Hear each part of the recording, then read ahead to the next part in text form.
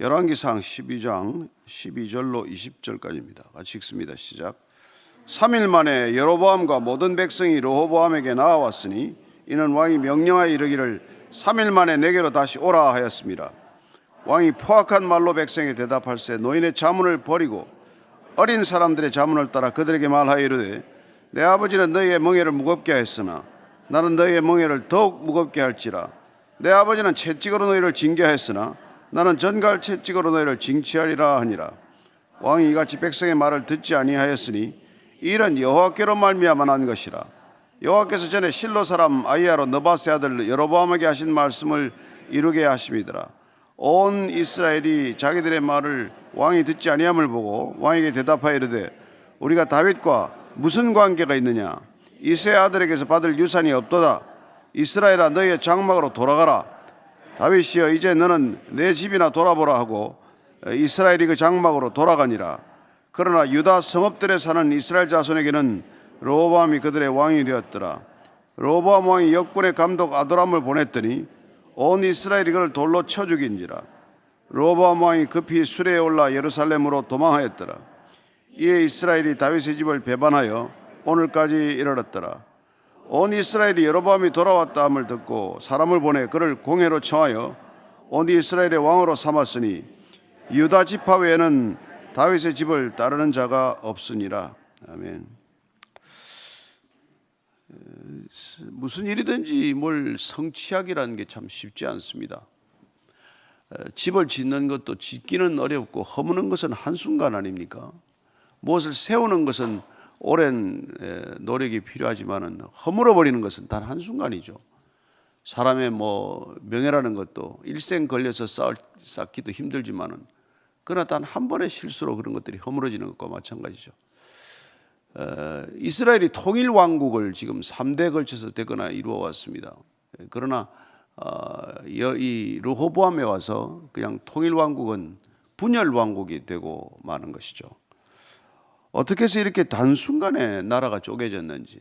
어쨌건 사울, 다윗, 솔로몬을 거치면서 통일 왕국이 중근동에서 정말 모든 나라의 부러움을 살 만큼 그런 강력한 국가로 성장했는데 이게 한순간에 쪼개지고 마는 것을 봅니다. 12절입니다. 시작. 3일 만에 여로보암과 모든 백성이 르호보암에게 나왔으니 이는 왕이 명령하여 이르기를 3일 만에 내게로 다시 오라 하였습니다. 여로보암과 모든 백성이라고 되어 있죠. 여로보암이 이 일에 주도적 역할을 하고 있다는 것을 알 수 있습니다. 그는 사실 전해지는 바에 따르면 또한 70인역 성경에 따르면 그가 도망가기 전에 애굽으로 도망가기 전에 전차 300대를 소지했던 근로 감독관으로 나라에 반역을 일으켰다는 것을 기록하고 있습니다. 그 얼마나 사실 여부가 되는지 모르겠지만 어쨌든 70인역 성경은 비교적 여로보암에 대해서 상세하게 기록을 하고 있는데 그랬던 그가 귀국을 했다면 어떻게 보면 르호보암으로서는 가장 주목해야 될 사람이고 그의 동태라든지 그의 요구라든지 또 백성들과 함께 움직이는 것들을 주목했어야 할 텐데 굉장히 이게 무심하게 대하는 것을 보게 됩니다. 어쨌든 3일이라는 말미를 주었기 때문에 그가 나올 때 여로보암이 백성들을 이끌고 온 거나 마찬가지죠. 한 번 반역한 사람이 두 번 반역하기가 얼마나 쉬운 일이겠어요. 그러니까 그를 지극히 주목했어야 할 사람이라는 것을 우선 알 수 있습니다만은 와서 뭐라고 지금 이렇게 르호보암이 대답을 했을까요? 13절 14절입니다. 시작. 왕이 포악한 말로 백성에게 대답할세 노인의 자문을 버리고 어린 사람들의 자문을 따라 그들에게 말하여 이르되 내 아버지는 너희의 멍에를 무겁게 했으나 나는 너희의 멍에를 더욱 무겁게 할지라. 내 아버지는 채찍으로 너희를 징계했으나 나는 전갈 채찍으로 너희를 징치하리라 하니라. 어떻게 된 일인지 르호보암이 이렇게 포악한 말로 백성에게 대답했다고 되어 있습니다. 거칠게 대하는 거죠. 지금 불만이 가득해서 온 백성 아닙니까? 어떻게 보면 지금 건드리기만 하면 터질 것과 같이 부풀어서 온 불만이 팽배한 백성들에게 유순한 말로 온순한 말로 해도 그게 지금 수습이 될까 말까 한데 말을 거칠게 했다는 것입니다. 포악한 말로 했다는 거예요. 사람들을 무시했다는 뜻입니다. 백성들을 존귀하게 귀하게 대하지 않은 거죠. 여러분, 사람 대하는 거 보면 알지 않습니까? 그죠? 예, 그 말이 좀 뭐 어떨지라도 사람이 좀 이렇게 부드럽게 대하면 사태가 좀 가라앉고 수습될 수 있는데도 불구하고 그는 불을 더 키우는 거나 마찬가지예요. 불씨를 안고 왔는데 거기다가 기름을 붓는 거나 마찬가지라는 것이죠. 그러니 뭐 단숨에 폭발하듯이 그렇게 되는 것입니다. 그래서 우리가 참 늘 성경은 이 얘기할 때 말을 유순하게 하라 이런 얘기를 하는 것 듣습니다만, 잠언 15장 1절 말씀이에요. 시작. 유순한 대답은 분노를 쉬게 하여도 과격한 말은 노를 격동하느니라. 여러분, 말 한마디에 분노가 좀 사그라들 수도 있고 분노가 폭발할 수도 있지 않습니까? 그러니까 일단 부드럽게 얘기하는 건 대단히 중요한 일이죠. 그런데 지금 분노해서 온 사람에게 거칠게 이렇게 막 그렇게 얘기하면 뭐 싸우자는 얘기밖에 더 되겠어요. 그래서 그냥 폭발하고 마는 겁니다. 그래서 또 사람들한테 얘기하는 게 뭐예요? 그 자기들 솔로몬을 그렇게 보좌했던 나이든 보좌 이 참모진들의 얘기를 거절하고 자기 또래 사람들 얘기를 들었는데 그들이 또 얘기를 얼마나 더 거칠게 했습니까? 네. 내 아버지는 멍에를 무겁게 했지만 난 더욱 무겁게 하겠다. 아니, 아버지가 지금 멍에를 무겁게 해서 찾아왔는데 그걸 가볍게 해달라고 찾아왔는데 뭐 나라가 지금 시작이어서 뭐 새로 군대도 정비를 해야 되고 여러 가지 국가적인 어려움이 있으니까 조금 장기적으로 뭐 부담을 줄이는 한이 있더라도 지금 당장은 어렵습니다. 뭐 이 정도만 대답해도 이렇게 폭발하진 않을 거 아니겠어요? 전에는 이랬는데 한층 더 내가 부과하겠다, 세금을 늘리겠다, 노역을 더 늘리겠다, 그런 지금 조치를 취한 것이죠. 왜 그렇게 이렇게 강팍해졌을까요? 이렇게 왜 거칠게 대답이 됐을까요? 백성들의 어려움을 모르는 거죠. 한마디로 고생 안 해봐서 그렇습니다. 고생 안 해봤기 때문에 고생하는 사람들의 마음을 모르는 거죠. 고생을 안 했기 때문에 고생하는 사람들을 이렇게 긍휼히 대할 수 있는 마음이 없다는 것입니다. 여러분, 지금 이 르호보암을 지금 둘러싸고 있는 정세들은 대단히 지금 불안한 정세 아닙니까? 하닷이라든지 르손이라든지 이 여로보암이라든지 이런 사람들은 다 생사의 고비를 넘긴 사람들이에요. 다 도망갔다가 죽을 고비를 넘기고 와서 지금 권토중래한 사람들입니다. 이 삶의 무게나 깊이가 달라요. 아버지 밑에서 편안하게 좋은 옷 입고 좋은 음식 먹고 자란 이 사람하고는 지금 이게 뭐 이 급이 다른 거예요. 그러니까 정말 이 좌불안석, 내가 이 자리를 맡아서 어떻게 해야 될지, 그는 제일 먼저 해야 될 일이 뭐예요? 하나님한테 엎드렸어야죠. 근데 단 한 번도 지금 이 르호보암이 하나님 앞에 엎드렸다는 말이 없지 않습니까? 물어보더라도 하나님께 여쭤봤다, 이런 표현이 없잖아요. 지금 우리가 읽어보면은. 그는 늘 사람에게 물어보고 사람에게 지금 지혜를 구하지만 그것도 구해야 될 지혜를 구해야 될 사람한테 구하지 않고 구하지 말아야 할 지혜를 구하지 말아야 할 사람들한테 구하고 있지 않습니까? 이게 여러분 다른 거란 말이죠. 어쨌건 뭐 다윗만 하더라도 사울에 쫓겨서 광야 생활을 10수년간 전전하지 않았습니까? 죽을 고비를 수없이 넘기지 않았어요. 그러면서 그는 죽을 고비를 넘기면서 어려움을 겪는 사람들을 만나게 되고 이해하게 되고 그들을 긍휼히 얘기하게 된다는 것이죠.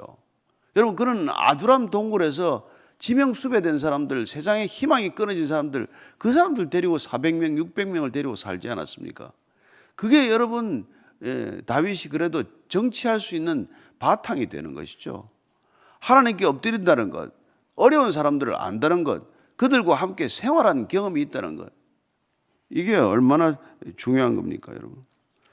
그게 없으니까 뭐 그냥 그러니까 지금 이 보면은 이 르호보암은 마치 지가 뭐 바로나 되는 것처럼 그렇게 행동하고 있는 거예요. 바로가 어떤 사람입니까? 출애굽기 7장 13절을 한번 읽겠습니다. 시작. 그러나 바로의 마음이 완악하여 그들의 말을 듣지 아니하니 여호와의 말씀과 같더라. 하나님이 그 바로 말 안 들을 거라. 바로는 원래 바로인데 뭐 원래 바로는. 그러니까 사람들이 말을 듣지 않는 거예요. 말 안 듣는 고집스러움, 완악함 이런 건 내버려 두게 됩니다. 이게 보면은 9장 12절도 그렇게 돼 있어요. 한번 더 읽을게요. 시작.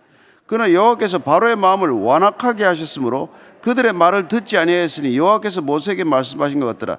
하나님께서 바로의 마음을 완악하게 하셨다. 이 표현을 들으면 우리는 하나님한테 그 책임이 있구나 이렇게 쉽게 생각할 수 있겠지만, 여러분 하나님께서 인간을 심판하실 때, 다스리실 때 그 완악한 마음, 강팍한 마음대로 내어버려 두는 것, 그걸 말하지 않습니까? 이게 지금 하나님의 마음을 완악하게 했다는 건 뭐 완악 안 한 사람을 완악하게 했다는 게 아니에요. 완악한 것을 그대로 내어버려 두는 것이죠. 그게 사도 바울이 로마서에서 심판이라는 게 뭡니까? 하나님이 손 안 쓰고 내버려 두면 뭐 지 마음대로 악해지는 것이죠. 그래서 우리가 로마서 1장 24절입니다. 시작. 그러므로 하나님께서 그들을 마음의 정욕대로 더러움에 내버려 두사 그들의 몸을 서로 욕되게 하셨으니, 26절, 이 때문에 하나님께서 그들을 부끄러운 욕심에 내버려 두셨으니 곧 그들의 여자들도 순리들었을 것을 받고 영이로웠으며, 28절, 또한 그들의 마음이 하나님 두기를 싫어하며 하나님께서 그들을 그 상실한 마음대로 내버려 두사 합당하지 못한 일을 하게 하셨으니. 보십시오. 여기 지금 정욕대로 내버려 두고 욕심대로 내버려 두고, 그 다음에 뭐 상실한 마음대로 내버려 두는 거란 말이에요. 그 마음대로 하다가 여러분 결국 그렇게 심판으로 접어드는 것이죠. 그러니까 우리가 여러분 기도의 자리가 뭡니까? 마음 다스리는 자리죠. 뭐 마음을 꺾는 자리죠. 내 마음대로 살지 않겠다고 결단하는 자리예요. 이 자리 내 마음대로 살기 위해 나온 자리가 아닙니다. 내 마음대로 살지 않겠습니다. 하나님 마음대로 삼겠습니다. 아버지 마음을 담고 싶습니다. 그런 자리가 기도의 자리가 되는 것이죠. 그런데 이거 지금 내 마음대로 칼 한번 지금 칼자국 잡았다고 휘둘러 보겠다는 거예요. 어디다 대고 지금 와서 감히 이래라 저래라 하는 거냐. 그러니까 너희들 아버지가 지금 부담을 줄였다면 난 부담을 더 많이 너희들에게 노역을 부과할 것이고 세금을 부과하겠다. 이걸 밝히는 순간 끝이죠. 15절입니다. 시작. 왕이 이같이 백성의 말을 듣지 아니하였으니 이 일은 여호와께로 말미암아 난 것이라. 여호와께서 전에 실로 사람 아히야로 느바스의 아들 여로보암에게 하신 말씀을 이루게 하심이더라. 그렇습니다. 그러면 하나님이 지금 이걸 이렇게 일부러 상황을 만들어가는 겁니까? 아히야를 불러서 이런 일이 있을 것이라고 예언한 까닭은 뭡니까? 여러분 하나님께서 이런 일을 가르쳐주는 이유는 뭐예요? 돌이킬 기회가 있다는 것 아니겠어요? 하나님께서 우리에게 돌아서라 하는 기회가 있기 때문에 이런 일들이 다 미리 다 예언이 되는 것 아니겠어요? 하나님께서 선지자를 통해서 미리 말씀하시지 않은 일을 이루시지 않는 하나님께서 미리 선지자를 통해서 말씀하시는 까닭은 돌이킬 수 있는 마지막 찬스가 있다는 것이죠. 사실은. 그러나 하나님께서 우리가 지금 여호와께로 모든 것들이 말미암았다라고 하는 성경적 표현은 뭡니까? 하나님이 다스리신다는 표현이에요. 하나님이 주권자라는 표현입니다. 하나님께서 절대 주권을 가지고 계신다. 그게 우리의 믿음의 근거예요. 그럼 우리의 자유의지는 뭡니까? 하나님께서 주권자로 우리를 다스리시만 우리 모두에게 인격적으로 대하신다는 뜻이고, 우리가 가지고 있는 자유의지를 존중해 주신다는 뜻 아니에요. 그러니까 여러분 우리가 선택한 자유의지에 따라서 우리는 하나님께로 돌이킬 수도 있고 내 고집대로 완악한 대로 상실한 마음대로 정욕대로 탐욕대로 갈 수 있단 말이에요. 하나님 왜 나를 안 잡아주십니까? 아니 귀가 따갑도록 얘기해도 안 들은 놈들이 꼭 그런 얘기를 하죠. 아니 부모 말 안 듣고 공부하라고 그렇게 공부 안 하고 그래서 대학 떨어지고 인생 다 구겨놓고 나서 왜 나를 그때 안 붙들어 줬냐고 그렇게 불평하는 거나 마찬가지죠. 그런 애들이 얼마나 많습니까? 얘기할 때마다 잔소리 그만하라고 뛰쳐나오고 절대로 부모 얘기는 귀를 막고 듣지도 않다가 다 인생 다 구겨지고 나서 다 부서지고 나서 와가지고 부모 탓을 하는 그런 어리석은 애들이 얼마나 많습니까? 그게 누가 어떻게 부모 탓을 할 일이고 하나님 탓을 할 얘기예요. 교회 한번 나와 보세요. 성경 한번 읽어 보세요. 기도 좀 하세요. 그런 얘기 수없이 들어도 뭐 니나 잘해라. 그러다가 돌이킬 수 없는 일을 겪고 나면 꼭 와서 찾아와서 이런저런 일 하지 않습니까? 그게 참 답답한 일이에요. 다 망가뜨려 놓고 와서 오는 것이죠. 건강 다 무너지고 인생 다 파괴되고 그러고 와서 지금 와서 돌이켜달라. 그래도 하나님께서 돌이키면 수습할 기회를 또 주시잖아요. 돌이키기만 하면, 회개하기만 하면, 그러면 하나님 나라가 여기에 있다. 그렇게 말씀해 주시는 하나님입니다. 결국 여로보암은 자기가 그 일을 택하고 말죠. 16절입니다. 온 이스라엘이 자기들의 말을 왕이 듣지 아니함을 보고 왕에게 대답하여 이르되 우리가 다윗과 무슨 관계가 있느냐? 이세 아들에게서 받을 유산이 없도다. 이스라엘아 너희의 장막으로 돌아가라. 다윗이여 이제 너는 내 집이나 돌아보라 하고 이스라엘이 그 장막으로 돌아가니라. 참 이게 지금 보십시오. 이제 뭐 다윗과 무슨 관계가 있냐?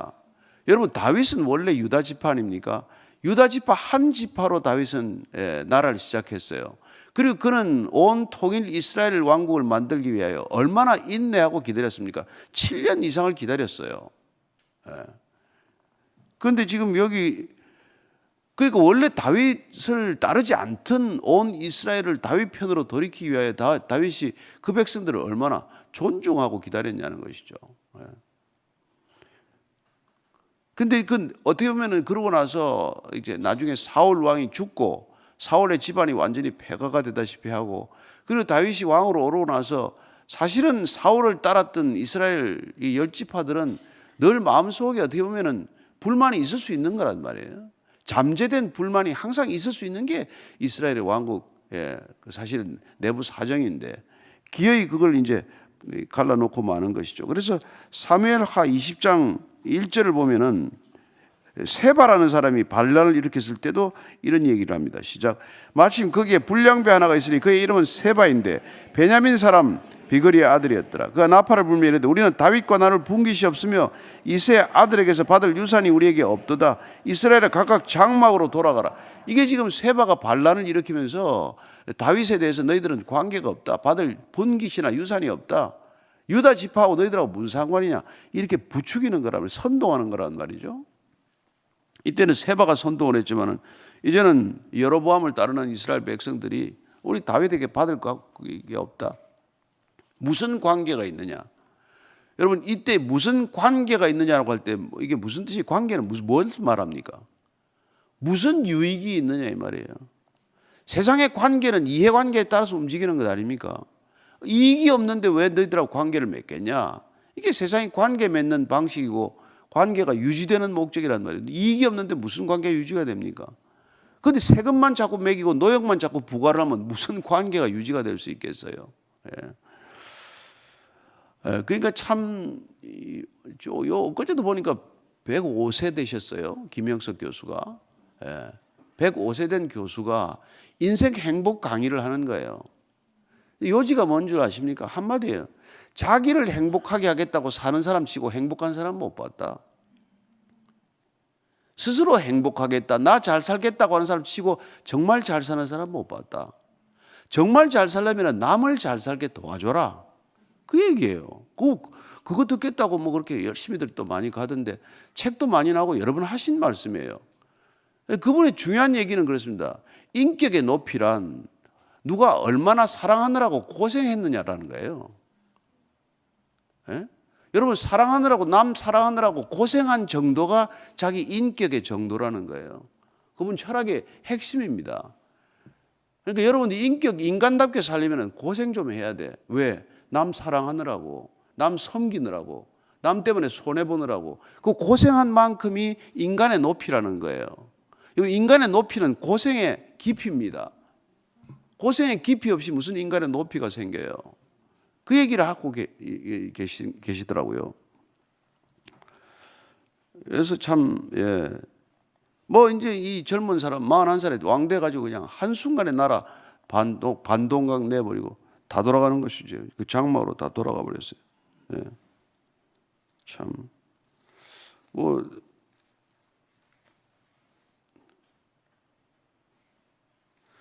이게 이제 너희들하고 관계가 없다. 이건 너희들하고 이제 얻을 게 없다는 거죠, 이제. 그러니까 여러분, 정치인이 뭐예요? 본인이 고생해서 국민들을 편안하게 하는 거 아닙니까? 국민들을 고생시켜서 자기 편안하려고 정치하는 거예요? 그러니까 참, 지금 솔로몬이 나중에 이게 내리막길을 간 게 뭡니까? 백성들을 고생시켜서 자기 이름을 드높이다가 생긴 일 아니에요? 그럼 아들이 그 아버지가 그렇게 됐으면, 불만이 그렇게 된 걸 알면 본인이 좀 고생하더라도 백성들을 이제는 편안케 해야 되는 일인데 더 고생시키겠다. 내 아버지가 10개 고생시켰으면 나는 20개 고생시키겠다. 그런 얘기를 하니까 그냥 한순간에 끝나버렸죠. 그래서 유다 성읍들에 사는 이스라엘 자손에게는 르호보암이 그들의 왕이 되었더라. 어쨌건 이제 이스라엘이라는 국호는 뺏겨버렸어요. 그래서 여로보암이 가져간 건 10지파뿐만이 아니라 통일 왕국의 이스라엘 국가라고 하는 국명까지 가져가 버렸어요. 그래서 이제 북이스라엘이 되어버리고 남유다는 유다 한 지파만 남아가지고 베냐민 하나 붙어가지고 남유다가 된 거죠. 18절 19절입니다. 시작. 르호보암 왕이 역군의 감독 아도람을 보냈더니 온 이스라엘이 그를 돌로 쳐 죽인지라. 르호보암 왕이 급히 수레에 올라 예루살렘으로 도망하였더라. 이에 이스라엘이 다윗의 집을 배반하여 오늘까지 이르렀더라. 아니, 거기다가 이를 이렇게 불을 질러 놓고 나서 이제 가서 세금 또 걷어오고 역군 불러오라고 아도람을 또 보낸 거예요. 그게 뭐 돌에 맞아 죽었죠. 돌에 맞아 죽었죠. 제가 80년도에 사복 사태 때 사복에 탄광에 들어갔는데 뭐예요? 탄광에 그 화이트 칼라들은 맨날 테니스나 치고 한다고 말이죠. 화가 나니까, 딱 불이 붙으니까 제일 먼저 파괴한 게 그 테니스 코트를 갈아엎는 거예요. 남들 지하 갱도 1000m, 800m 내려가서 목숨 걸고 그 채광하는데 그 낮에 말이야 테니스나 치고 있다고 화가 나니까 둘러 엎는 거예요. 그리고 사람 죽는 걸 그렇게 보지 않습니까? 그 여러분들 있다고 내 거 가지고 그냥 편하게 먹고 산다고 사라지는 세상이 아니에요. 고생하는 사람 옆에 있으면 돌봐야 되는 거고, 그 사람들 위해서 고생하는 게 곧 사는 삶의 의미와 목적이 되어야 된다. 그게 우리가 다 이렇게 성경 보는 이유예요. 다른 거 가져고 하는 게 아니고. 욕망대로 살면 누구나 다 그냥 뭐 쪼개지고 나눠지게 돼 있어요. 누군가 고생을 했기 때문에 통합, 연합, 화합, 일치 이게 일어나는 거예요. 갈라디아서 5장 19절 20절입니다. 갈라디아서 5장 19절 20절. 가만히 있으면 이렇게 됩니다. 시작. 육체의 일은 분명하니 곧 음행과 더러운 것과 호색과 우상 숭배와 주술과 원수 맺는 것과 분쟁과 시기와 분냄과 당 짓는 것과 분열함과 이단과. 오늘 여기까지만 읽을게요. 더 한참 더 있어요. 여기 보면 중요한 건 뭡니까? 그냥 시기하고 분내고 당 짓는 거, 분열하는 건 가만 내버려두면 그냥 이게 일어나는 일상사예요. 타락한 세상이니까. 아담의 후손들은 하는 일이 이거란 말이에요. 근데 누군가 이걸 막아 가로서는 사람이 있어야 덜 분내고 화해가 일어나고 당이 쪼개지는 걸 막아서고 이런 거란 말이죠. 누가 막아서겠어요? 누가? 진짜 크리스찬이 아니고 누가 그걸 막아서겠습니까? 십자가가 아니고 누가 그걸 하나 되게 할 수 있겠어요? 막힌 담을 누가 헐 수 있습니까? 하나님과 인간의 담을 누가 헐 수 있으며 인간과 인간의 담을 누가 헐 수 있습니까? 20절입니다. 시작. 온 이스라엘이 여로보암이 돌아왔다함을 듣고 사람을 보내 그를 공회로 청하여 온 이스라엘의 왕으로 삼았으니 유다 지파 외에는 다윗의 집을 따르는 자가 없으니라. 무슨 관계가 있냐? 그러니까 아무도 안 따르죠. 너하고 나하고 무슨 상관이니? 그래서 아무도 지금 이제 유다 지파를 안 따르는, 르호보암을 따르지 않는 그런 불상사가 생기고 만 것이죠. 그런데 우리는 여기가 끝이 아니라는 것을 압니다. 그러면 르호보암이 이게 뭐 이런 지금 참 엉뚱한 결정을 해가지고 이 나라를 쪼개놨는데 하나님의 마음은 어디에 있을까요? 여로보암에게 있을까요? 이런 엉터리 짓을 해도 르호보암에게 하나님의 마음이 있다는 것을 아셔야 합니다. 왜? 다윗과의 언약을 지키기 위해서 남유다는 한 지파지만 끝까지 유다 지파에서 왕이 나와요. 586년 망할 때까지. 그죠? 근데 여러분, 이 북이스라엘은 이제 쿠데타 일어나면은 그 사람이 정권 잡으면 끝이에요. 그래서 계속해서 왕조가 바뀝니다. 그래서 한 번 반역을 하면은 그 반역이 계속된다는 걸 보여주고 계신 것이죠. 하나님께서 붙드신 유다 지파는 어찌됐건 유다 지파에서 계속 왕이 나오지만 북이스라엘은 뭐 에브라임 지파에서 시작했다가 돌아가면서 한 번씩 다 해먹는 이상한 나라가 되고 마는 것이죠. 우상 숭배로 빠져도 지독한 우상 숭배로 빠져서 주전 722년에 먼저 망하고 마는 것이죠. 저는 저와 여러분들이 하나님께 충성한다는 것이 얼마나 큰 복인지를 오늘도 알고 주님께 정말 순종하는 우리 삶이 되기를 축원합니다. 사람에게 순종하라는 거 아니에요. 제도에게 순종하라는 거 아닙니다. 하나님의 말씀에 순종하는 오늘 하루가 되기를 축복합니다. 기도하십시다. 하나님 아버지, 정말 사람들은 이해관계가 없으면 너하고 나하고 더 이상 볼 게 뭐 있냐, 이제 보지 않아도 그만이다. 교회를 다녀도 마찬가지입니다. 교회 덕이 없으면 내가 이 교회에 더 나올 이유가 뭐가 있냐. 그러나 주님께서 우리에게 정말 차고 넘치는 것을 부어주심으로 이 땅에서 아무리 손해보더라도 그 손해가 아니라는 것을 깨닫게 하십니다. 하나님, 이 땅에서는 조금 고생하고 조금 힘들고 조금 억울하고 조금 오해를 받더라도 하나님께서 그 모든 것들을 감당하고 지탱할 수 있는 크고 놀라운 능력을 우리에게 날마다 말씀으로, 성령으로, 믿음으로, 은혜로 부어주시는 줄로 믿습니다. 하나님, 차고 넘치게 부어주시는 것으로 오늘 하루도 종일 사람들에게, 우리가 만나는 사람, 우리가 대하는 사람에게 흘려보낼 수 있는 사랑이 되게 하여 주옵소서. 하나님, 흘려보내는 향기가 되게 하여 주옵소서. 흘려보내는 메시지가 되게 하여 주옵소서. 하나님, 정말 먼지만도 못하고 한낱 안개와도 같은 인간 존재 이 땅에 정말 생명이 되게 하셔서 하나님께서 숨을 불어넣으심으로 우리가 생명이 되게 하셨는데, 하나님, 주님께서 모든 것 우리에게 허락하셨음에 어느 것 하나 주님께로부터 오지 않은 것 없습니다. 주님께 받은 것 주님께로 되돌리는 삶이 되게 하시고, 주님께서 받은 것 정말 가난하다고, 정말 힘들다고 아우성치는 사람들에게 무언가를 흘려보내는 그런 믿음의 사람들 다 되게 하여 주옵소서. 그래야 이 땅 주님 때문에, 말씀 때문에, 은혜 때문에 살만한 세상 잠시나마 될 수 있는 인생들 되게 하여 주옵소서. 이제는 십자가에서 정말 모든 것을 부어주시는 하나님의 모습, 십자가에 박혀서, 못 박혀서 어느 것 하나 남기지 않고 전부를 주실 수 있다는 것, 우리에게 몸으로 보여주신 우리 구주 예수 그리스도의 은혜와 그 값없는 은혜의 길 끝에서 끝까지 기다려주시는 하나님 아버지의 무한한 형언할 수 없는 사랑과 날마다 그 은혜와 사랑 살아내도록 우리를 곁에서 지켜주시는 보혜사 성령님의 놀라운 사랑이 오늘도 믿음으로 살기를 원하는, 오늘도 순종으로 살기를 원하는 이 자리에 고개 숙인 참된 그리스도인들 위해, 아름다운 교회 위에 지금부터 영원까지 항상 함께 하시기를 간절히 축원하옵나이다. 아멘.